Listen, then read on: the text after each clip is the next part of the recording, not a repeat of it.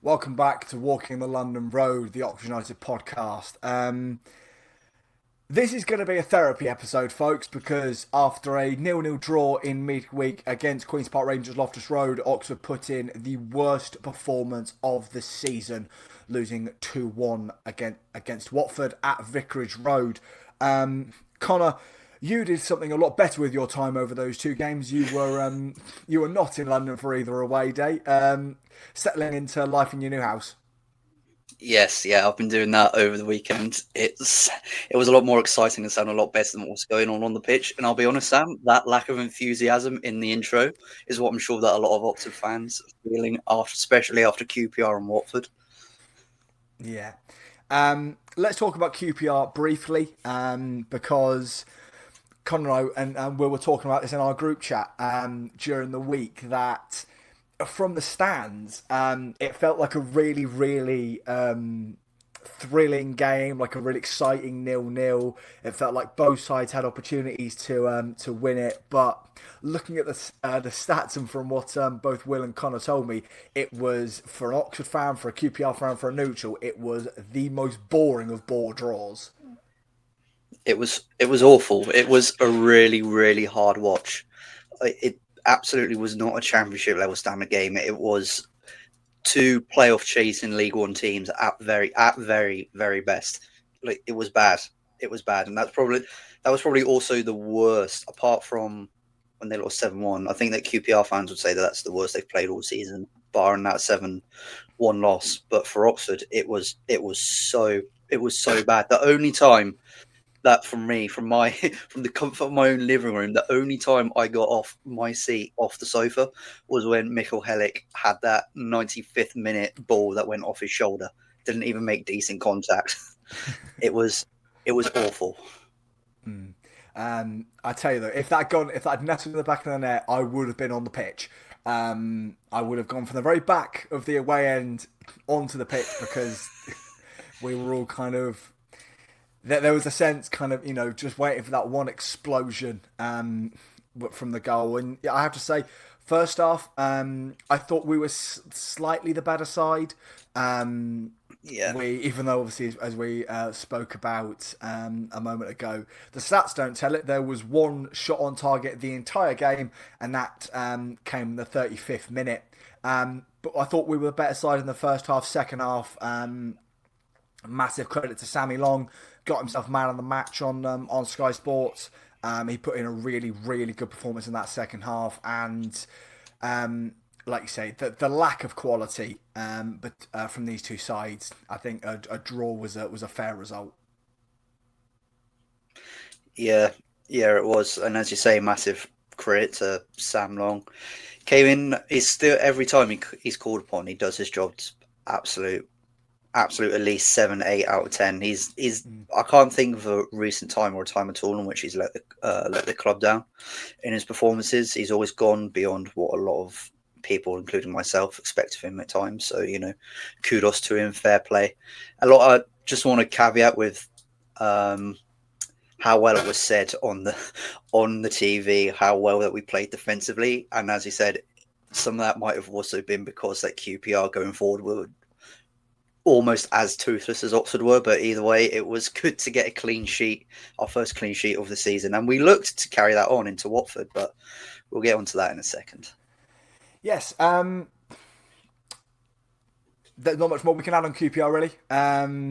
No, it was Let's gash. let's start the therapy, shall we, folks? So, Yep, Oxford United for uh, second time obviously travelled to Vicarage Road. And obviously, last season it was a Friday night game, very very close, and I thought we were. It's the same old story as it's been for Oxford in the Championship. Lack of quality cost us at least a point in that game. This time round, worst performance under Gary Rowett, second only to the 2-0 loss at Loftus Road last year in terms of worst performance. Since Oxford have been back in the Championship, I put this above the 6-2 thumping at the head of Middlesbrough in terms of how bad a performance this was. obviously we'll get into bits and pieces of the game in a minute, Connor, but not the present we wanted to send us off into the international break. No, and I was so convinced that we were going to get at least a point, if not 3. In fact, I went in thinking that we were massively undervalued because we were just under 3-1. And I thought, especially with everything that Watford's going on with Watford at the moment, with their fan base, with the disdain for their manager, the players, at times it didn't seem that they were playing for him. I thought that this was an absolute perfect opportunity to go and get 3 points. And it turns out it wasn't. Got that early goal, which again was a massive slice of luck on our part. But as you said, we'll get into the nitty and gritty of it. But I just feel like that coming away from that game, that there was just a massive sense of deflation walking away from Vicarage Road, knowing that this was a missed opportunity. And a lot of fans said at the start of the season, we've mentioned it time and time again, that through October and the start of November, how big a lot of these games are and how on paper they look like that we can get something. And this was definitely one of those games where realistically we could have come away and got something, but it's painful at the moment at times. So the starting 11, Rout made a couple of changes from the midweek. Midweek was, I think it was third game in a row we started the same lineup, but against Watford, obviously Filip Krastev dropped out. He got a bit of a whack in at the QPR game, so he didn't start. That meant that Stan Mills and Sariki Dembele were the wide men. Prelic behind Will Lancashire, and the midfield and defence stayed as it was. I thought, going into it, very interesting. We've been asking week and week and week off for Stan Mills to get an opportunity from the first whistle, and he did, and he's not exactly covered himself in glory after that performance. That should have been a side that could have got at least a point. Yeah, it was. As you say, the main one that every man, woman, and their dog in the fan base were asking for, why they couldn't get their head around why Plaheta was starting over Mills. And as you say, he didn't take his chance whatsoever. It was probably one of his worst performances in a yellow shirt, hence why he got dragged off in about the 60th minute. And if you look on the ratings of FOTMob, he's one of the lowest ratings, and it's no surprise why. He's able to pass the ball, but it didn't look like that he was able to do what we know that he can do, like whip a ball in at excellent level, get some excellent speed on it, and nothing was happening whatsoever. And Dembele, I thought that most people have seen that one coming, really, with with, as you say, with Krastev being out. But just before we get on to the next section, I think the big one that I'm not sure whether you want to save this for further down is Tyler Goodrum. I think that a few would have liked to have seen him maybe start, because we haven't seen him in a fair while. So I'm not sure if you want to discuss that now. I'll discuss that later on. We'll come to that a little bit later. Okay. Because I think that links into the wider conversation that's going on at the football club. So let's get the first half out of the way, because it's kind of a proper horror show. It starts brightly again, like we did against QPR. I thought we started really, really well. Get the corner in the second minute, and the ball's whipped in by Brian Kurzmacher, and it's shanked into the back of the net by a Watford player, and we lead through an own goal. And we look to, I think I said to the people around me at the time, I was like, look, we need to make the most of these chances, because, like Oxford do, they often come back to bite us on the arse, and they did in this game. There was a brilliant run from Will Lancashire where he's brought down, the Watford man is booked, and Brannigan thumps the free kick way over the bar. And then Jamie Cummings, biggest howlers in an Oxford shirt. He didn't start. He started kind of fine when he came in the promotion season. We can put that down to the fact he didn't have 6 months of football, given he was just sat in Chelsea's reserves. But just absolutely, I don't think that the first Ngakia goal is. It's not dealt with defensively. He kind of flaps at it a little bit, tries to get it clear. No one's following Ngakia in, and it's 1-0. the second goal, the fact that it's, we concede right before half time. He flaps at the ball so badly, literally diverts it into the back of his own net, and we're 2-1 down. And there've been signs going into the kind of last 5 minutes plus stoppage time of that game that Watford was starting to grow into things, that Watford were that we weren't dealing with the threat that Watford were offering, and yeah, it just kind of all fell apart from there. Yeah, I think that I'm willing to give Jamie Cumming a bit of a pass from this game, given even how horrendous a mistake it was, and he was flapping to let him. Is that how you say his name? Ngakia. Ngakia. How straight direct from a corner, but I think that over the course of the last year in the Championship, he's been top draw for most of the time, one of our top players for the club. So, I think it's only fair that we acknowledge there was a mistake. But if it happens again, which I'm fairly sure that won't happen, I think then we need to start bits being like, okay, what's going on now? But yeah, just a genuine mistake. But the overall performance in the first half, when you look at the momentum and what was going on, it's a bit of a bloodbath, if that's an appropriate expression to say. I know you haven't got the stats up, but I urge any Oxford fan to go take a look at the shot map, because it is an absolute minefield around the Oxford box and in the Oxford box. Like, something woke up within Watford when they went 1-0 down. If anything, it was probably one of the worst times to go 1-0 up, and then do what I guess that a lot of Oxford fans would expect it to be coming, and then try and see out another 88, or shall we just say another 98 minutes? Trying to see out a 1-0 win, that just isn't sustainable and doesn't work. So to give you an idea, folks, I'll just reel some of these off just because it gives you an idea of how much Watford were piling on the pressure. They had 70% possession. They had 16 shots, 4 on target, and they missed 2 of their 3 big chances. This is another one that I think just... It's another occasion where we've gone 1-0 up and sat back. They completed 228 passes with an 83% pass accuracy in that first half. Oxford completed 83 passes with a 73% pass accuracy rate. We had 4 shots, 1 on target, and, just not good enough at all. Again, we come back to Oxford sitting deep after scoring early, catching sides on the break. I thought Sariki looked okay. Catching sides on the break. Lancashire, Prelic, working his backside off again. De Kersmacher was, by his standards, quiet. Brannigan was, by his standards, quiet. Brody Spencer did okay. Lee did okay. But you can't make mistakes like that at this level. You'll get punished by sides with, the quality that every Championship side has got in their squad.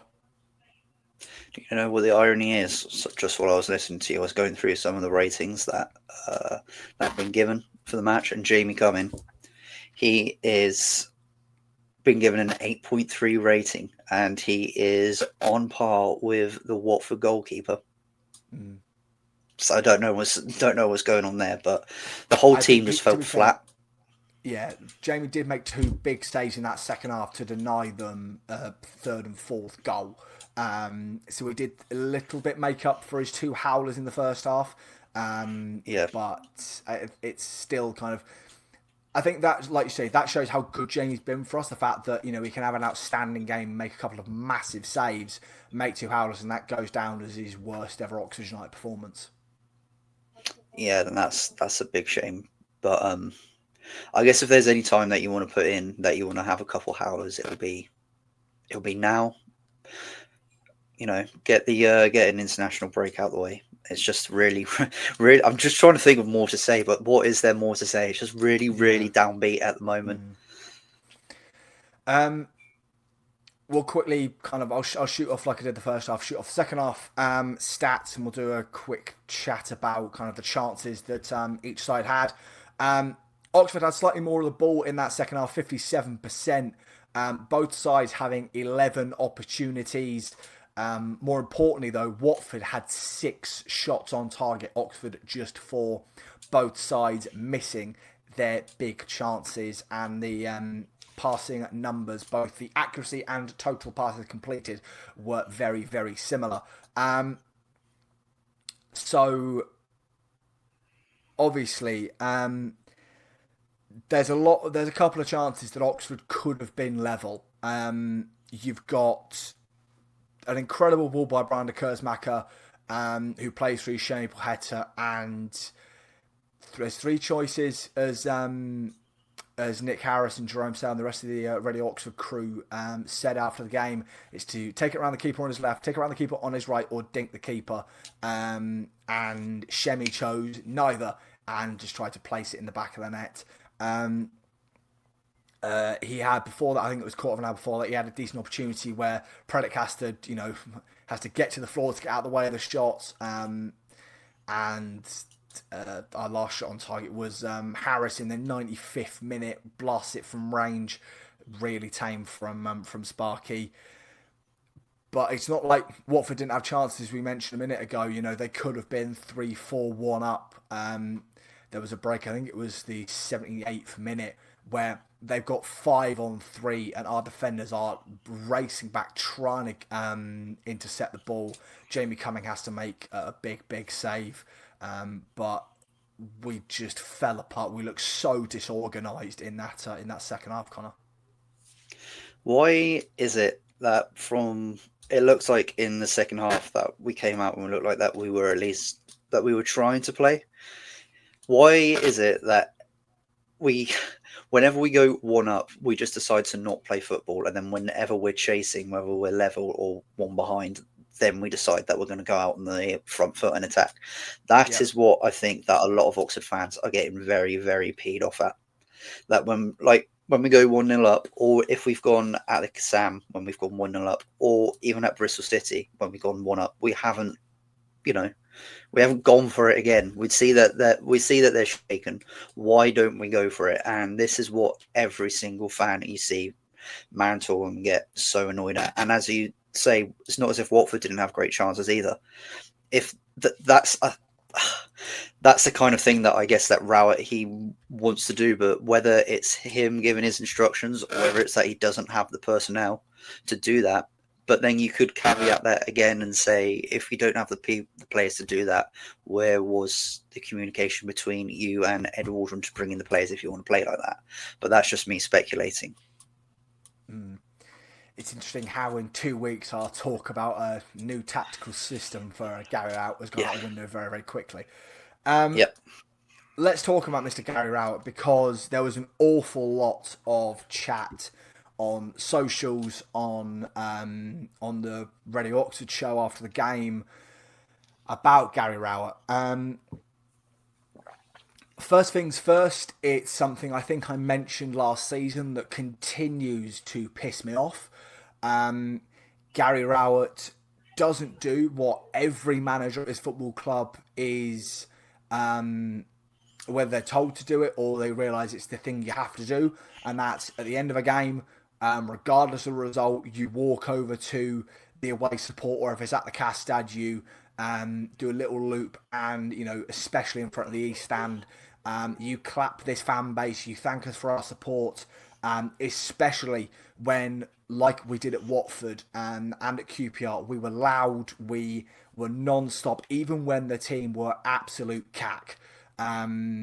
It's something that, like I said, I first really noticed it after the Middlesbrough loss when we went to the Riverside. And I was thinking, where the hell is he? And I've watched it back, he does a little clap from the edge of the technical area and then goes down the tunnel. I can understand in the sense that he's annoyed. But every member of that playing squad came over. As we'll talk about in a minute, very interesting. Tyler Goodrum was the first of the playing squad to come and do that, and he got his name sung by the Oxford support. Again, it might not be as I understand some managers not their style, but it's he talks about time and time again the constant support. He doesn't help himself by when it comes to the support from the fan base by not doing simple stuff like that. I haven't really noticed it a lot, but I guess that's because he, as you say, never or very rarely brings himself over. It's not really something that I'm too concerned about. If this is something that he's done at previous clubs, and I don't know if he has done that at the likes of Derby, Stoke, or I guess he doesn't really like this mention of Stoke, but at Birmingham or at Millwall, or at Burton, if that's what he's always done, then I don't really see any issue with it from my standpoint. But I also understand why a lot of fans, why they would be so annoyed that he doesn't even come over, say even halfway from the technical area, and just stand behind his players and give a clap, especially after how horrendous we have been away from home in the past can't use 18 months because he's been there for 18 months in his tenure anyway, how bad it has been away from home, and also at times like the Sam, as you say. So I understand why some fans will get riled up about that. For me, it's more about it sets the tone Yeah. about the relationship between the fan base and the manager. And then obviously it broadens to stuff like, as we mentioned time and time again, we go so defensive after we score, and that just invites pressure from opposition sides. We don't take the chances we create. I mean, I thought talk about a lone player, becoming undroppable. We looked so devoid without Philip Krastev on Saturday. It's incredible how the spark that lad has brought to our club in such a short amount of time. There is, I mean, obviously we talk about the not picking certain players like Tyler Goodrum and Mark Harris not getting very much game time this campaign. Sparky getting substitute appearances. Goodrum not featuring since I think Portsmouth. And we can go into that in a minute, but there is stuff that's kind of piling on. Obviously, we've talked about in the past that we were told by Millwall fans, we were told by Birmingham fans, you're not going to enjoy the football, and we could hold our noses for a certain amount of time, but I'm not going to say it's getting to breaking point, but it is fraying the relationship. Do you think, my mate and I had this conversation at the start of the season, and I'm reluctant to think that he would go this way, given that he's been on national radio and he said that when he did this, he had a fair look at himself in the mirror and what kind of man and manager he wanted to be. Let's go into a hypothetical scenario, okay? Mm-hmm. If, say, come November, December, we're 23rd, we're 4-5 points adrift, and say, I don't know, a Blackburn or a Watford, a vacancy becomes available. Mm-hmm. Do you think that Mr. Rowett would be very interested? I think he'd be interested. I'm not sure at Watford, because I think every manager, surely British managers have got to know that's a fucking basket case for football club with their ownership. I'm not sure that he would have the stock in terms of recent performances to be able to make that move. See, I think fans aren't going to like this, but the key thing that will keep us in the league, and fans are going to hate it, is Gary Rowett. Because with all due respect to our club, who do we think that we're going to get that's better? This is my gripe every time. And I was at front and centre of this when we had the debacle with Robinson. It's all well and good saying, as some fans have, as much as I think it's lunacy at this moment in time, to say that they want Rowett out or to get rid of Rowett. But who do we bring in realistically that at this moment in time, A, that we can draw, and B, that can do the job that we need? But I saw some fans saying and bringing Danny Roll, like, come on, get your head out of the sand and get real. I saw someone else say, I think someone else said bring in like Gerard or someone along those lines. Like, again, get your head out the sand. When we got Gary Rowett, we were all surprised that we managed to draw someone like that. And at that moment in time, he was the manager that we needed to get us out of the rut that we were in. Say in that scenario, we do get to November, December, and we are 5 points adrift. The type of man, the type of manager that we would need, if it was anyone else, I'm sure that a lot of fans or a fair amount of fans would say we need someone like a Gary Rowett to get us out of the position that we're in. Yes, it is horrific football. Don't get me wrong. It's as much a sore on my eyes as I'm sure that it is on yours. But I think there also needs to be some realization of the size of club we are in the league that we're in, and that we're always going to be up against it. I would love nothing more than to go back to what we were playing at times at the start of the championship season last year under Des. But unfortunately, I honestly don't see that happening. And that was with the squad that we had. And even now with the squad that we have, that is a little bit unsustainable. If we can put in performances like we did at Bristol City away, we have to find a way to be able to put that kind of performance in 4 or maybe 3 times in a 5-game block. That's how I feel about it anyway. I understand in terms of the you want a manager like Gary Rowett in when you're in a relegation scrape. But something clearly isn't working at the minute. And at the minute, I'm not talking about Gary Rowett out. I'm not on that No. on there yet. There we need to start picking up points because it's getting to a point where there is a conversation circling around. Rout himself has mentioned it after the Watford game. De Kersmack has mentioned it, that the players know this isn't good enough.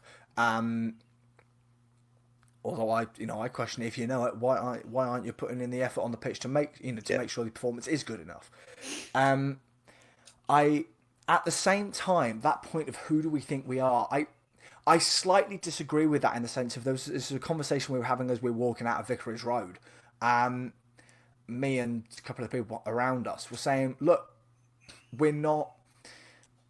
Yes, we're one season removed from it, but we're no longer the newly promoted side. We're no longer plucky little Oxford. We established ourselves last season as a championship club. Some of the scalps we took last season, we showed we can compete at this level, and we've done it against sides like Coventry, against sides like Leicester. Coventry at the top end of this division at the minute. So we've shown we can compete. So it's interesting how the attitude last season from most people outside of this football club was Oxford are here to make up the numbers. They're destined for relegation, all that kind of thing. And we said, no, we're not here to make up the numbers. We're here to make a statement. We're here to stay in this division. We waited 20, 30 years to get back into this division. We want to stay here for the long term to then build to go forward. That seems to have seeped into some in our fan base, I think. There are some that seem to be content with just being one of the 24 clubs in the championship. When, don't get me wrong, I said at the start of the season that, the objective this season is to survive. But we do have to have a standard at this football club in terms of a lot of this comes from, there was a lot of kind of arguing amongst the fan base of, after a shocking performance like that against Watford, there were a large amount of fans still clapping the players over when, obviously, final whistle, there was a lot of booing and kind of all the conversation that spilled from that as we walked out of Vicarage Road. But I'm not going to call it identity crisis, but there's some serious conversation that is being had in our fan base about where we are as a football club. Yeah, you've unpacked a lot of things there, so I'll do my best to try and hit as many points as possible. So first, I believe the first point you made about making up numbers. I don't feel like that either. That we're not just here to make up the numbers. I do believe, however, that a lot of external fan bases, so a lot of fan bases of other clubs, albeit not as much as last season, because I do like to think that we gained the respect of a lot of Championship clubs last season. Big Championship clubs, by the way, like your Coventry's and, like your Coventry's, excuse me for memory going, but either way. But there are still a fair few, and some that are in the media space that still look down at this club like we are just here to make up the numbers and that we are just, little old Oxford. No doubt, yeah. Yeah. And then on to your point about who do we think that we are? I'd still think that we still need to have a little bit of realism and context because, we are it. You can't escape from it. We are the smallest club in the division. As much as it pains me to say it, because I want Wrexham to be smaller than us, but we're not. Like they are bigger. I think that they have more worldwide appeal, or not worldwide. They have a wider appeal than us anyway. However, so and then comes with the limited amount that we can spend, in the transfer market because of whether it be FFP or PSR. We just can't. We're not able to spend what we want to spend. And by the way, what we can spend, because we do have one of the richest owners in the league, but that means nothing if we're unable to spend it. Mm-hmm. Your third point. So I've been going on a ramble. Remind me of it. Right, no. I don't think there was a third point. I think it was more about kind of how seeing as we're just here to make it the numbers has spread from a lot of outside football clubs into our own. That was it. That was it. Sorry. Thank you. How says that how there's a certain segment of the fan base who are happy with where we are at, and that we should just be grateful that we're in the Championship. I don't want to cause offence to anybody. However, it does seem to come from a certain demographic of a certain age of fan. And both you and I are lucky enough that I don't really remember having to go through that. And both of us, given our years of birth and when we started going to Oxford, have been very, very lucky that over the past 20 years, we've seen overall sustained success. And yes, while it is important that you need to remember the past, and especially what happened 30 to 25 years ago and how it was awful, you need to accept that the past is the past and the present is the present. You can't go forward if you keep looking back. And rather than being thankful for where we are, because we shouldn't be thankful, because we rightly earned our place in 23-24, and then we rightly earned our place again in 24-25. And we're going to have to do that again. And it's already showing that it's going to be tougher in 25-26. And if we do it this season, I'm not pushing the panic button just yet. I do still think that there is enough in us. It's just going to take, whether it be, I can't believe I'm saying this already, a couple new additions, or what the majority of the fans can see, a change in system or a change in tactics, that we can get over the line and that we can get 21st. Don't get me wrong, at the start of the season, I think my head got ahead of me, and I don't know about you, Sam, but like you, the first objective is always to have enough points to stay clear of 22nd. And then I thought, do you know what? Maybe we could go upper lower half of the table. Like we have the manager, we think that we have the squad, but it's proven not to be at the moment. So bringing that little soliloquy all together, yes, it's right to know where you come from and where your journey's been, but that can't be dragging you from keeping you forward.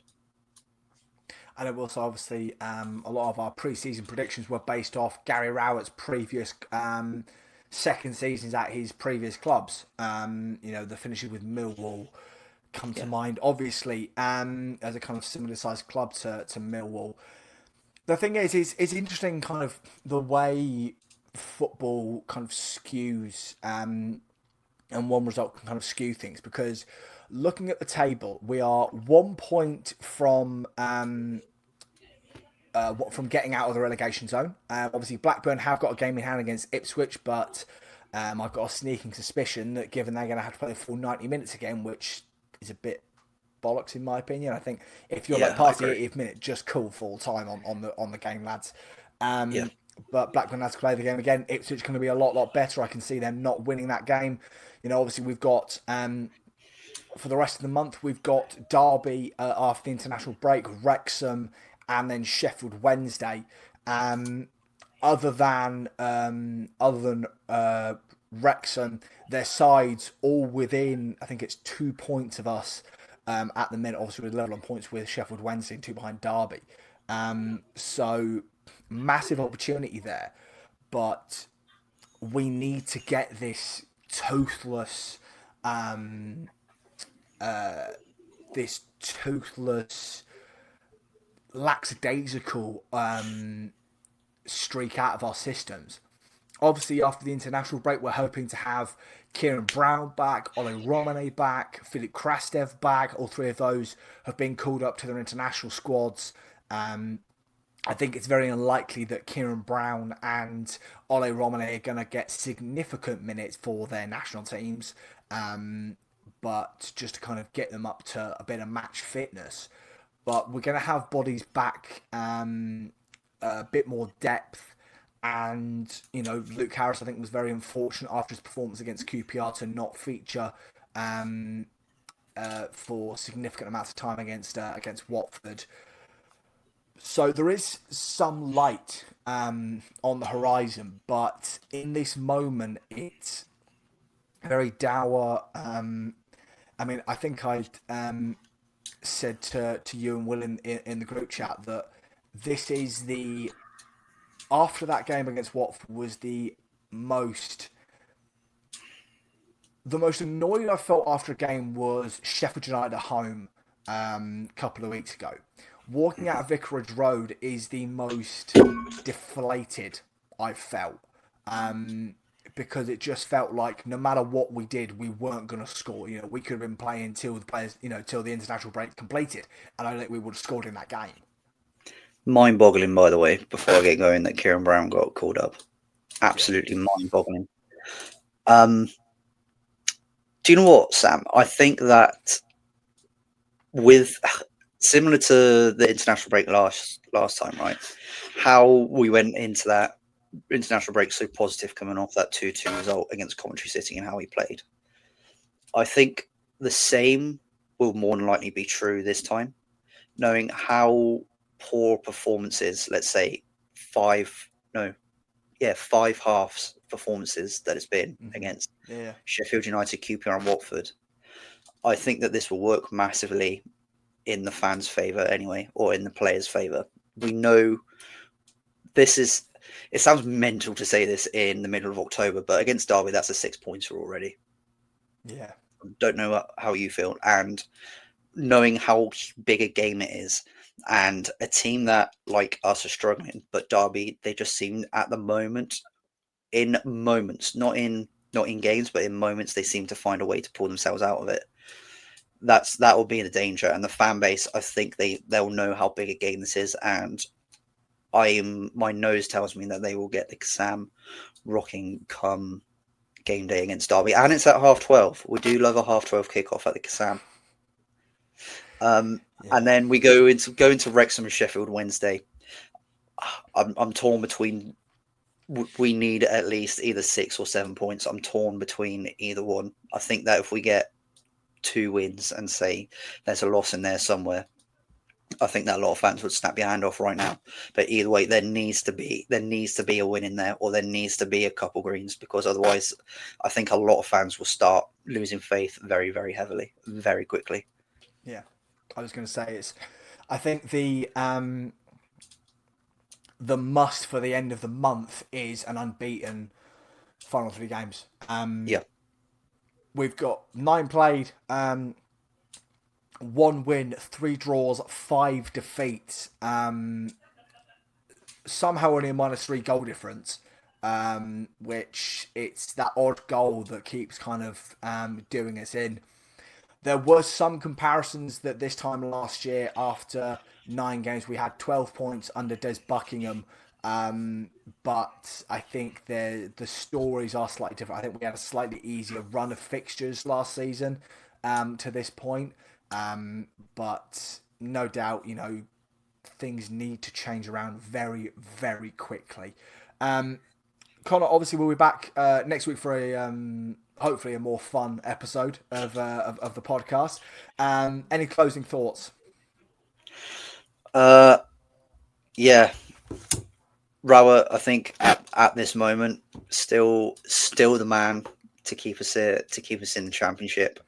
But for God's sake, man, let the dog off the leash.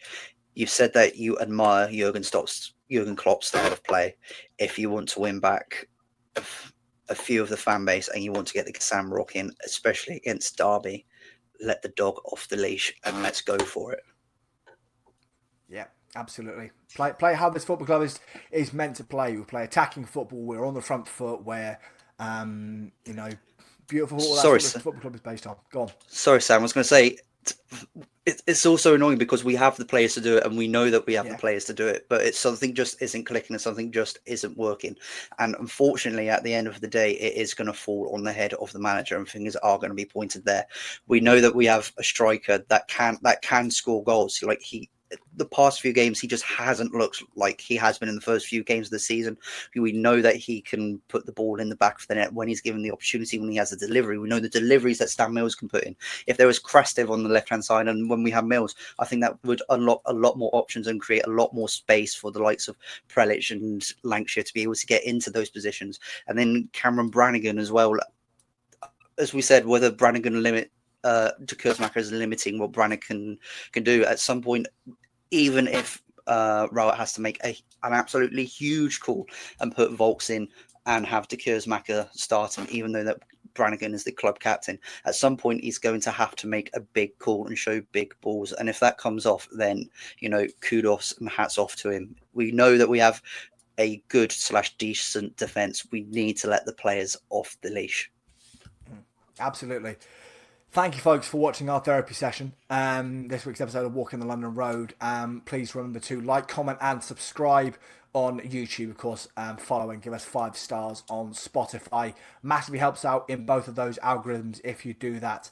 And like I said, we'll be back next week for a hopefully more fun episode of the podcast and a preview proper of the Derby and Wrexham games. See you later.